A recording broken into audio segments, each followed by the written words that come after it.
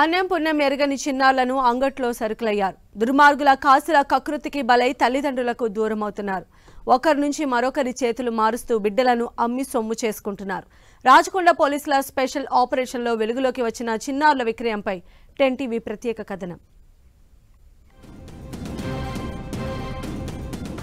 హైదరాబాద్ శివార్లలో పసిపిల్లల అమ్మకాలు కలకలం రేపుతున్నాయి. మేడిపల్లి కేంద్రంగా చిన్నారుల అమ్మకాలు జోరుగా సాగినట్లు రాచకొండ పోలీసుల స్పెషల్ ఆపరేషన్లో వెల్లడైంది. కొందరు దుర్మార్గులు ఢిల్లీ, పుణేల నుంచి చిన్నారులను అపహరించి నగర శివార్లలో అమ్ముతున్నట్లు పోలీసులు గుర్తించారు.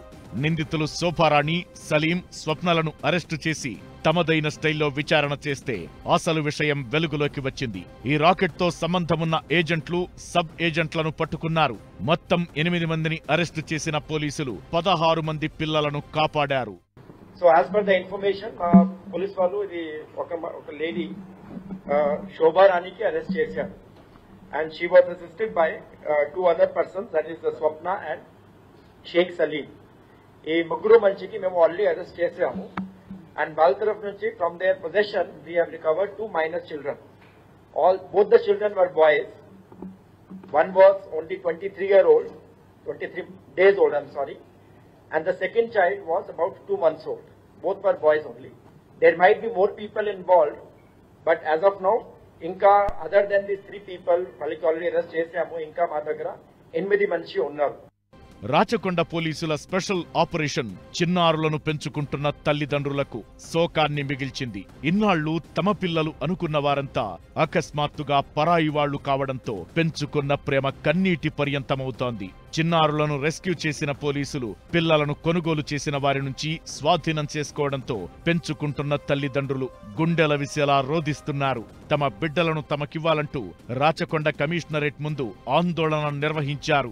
ఎవరు కన్నా ఎక్కడి నుంచి తీసుకొచ్చినా వారిని తమ సొంత బిడ్డల్లా పెంచుకుంటున్నామని, ఈ సమయంలో చిన్నారులను తీసుకెళ్లడం న్యాయం కాదంటూ ఆవేదన వ్యక్తం చేస్తున్నారు. మా అమ్మాయికి, మా కోళ్ళకి 10 సంవత్సరాలు అవుతుంది. పిల్లలు పుట్టట్లేదు, ఏం చేయాలమ్మా అంటే ఎవరన్నా పిల్లలు దొరికితే ఇస్తామమ్మా అని చెప్పింది. 3 పిల్లలు అంట ఒక ఆయనకి, 3వ పిల్లగా ఆడద పుట్టిందంట. అప్పుడు ఏం చేసిందంటే 3వ పిల్లగా ఆడద పుట్టింది, ఎవరికైనా ఇచ్చేద్దామని చెప్పి వాళ్ళు అన్నారంట. ఈ అమ్మాయి కనిపెట్టిందంట. ఎంత చెప్తుందమ్మా అమ్మాయి అంటే 2,60,000 అని చెప్పింది. ఆ 2,60,000 ఆమె కట్టిందో ఏమో తెలియదు. ఇంకో ఆధార్ కార్డు బట్టి మా చేతికి ఇచ్చింది. వాళ్ళిద్దరి ఆధార్ కార్డు ఇచ్చింది. ఇచ్చేసి దత్తత అని టాపిచ్చింది. దానిలో సంతకాలు పెట్టించుకుని మాతోటి ఆ అమ్మాయికి ఇంకా 5 లక్షలు ఇచ్చేసి చీర కొనుక్కోమ్మా అని మేము ఉన్నమ్మా. చీర 5 రూపాయలు ఇచ్చి చీర కొనుక్కోమ్మా, మాకు ఇచ్చి మంచి పని చేసావు, మాకేంటి పిల్లలు లేరు, ఇంట్లో పిల్లలు వచ్చే దారి లేదని మేము ఇచ్చేసాం. ఆ అమ్మాయికి ఇచ్చి తెచ్చుకుంటాం.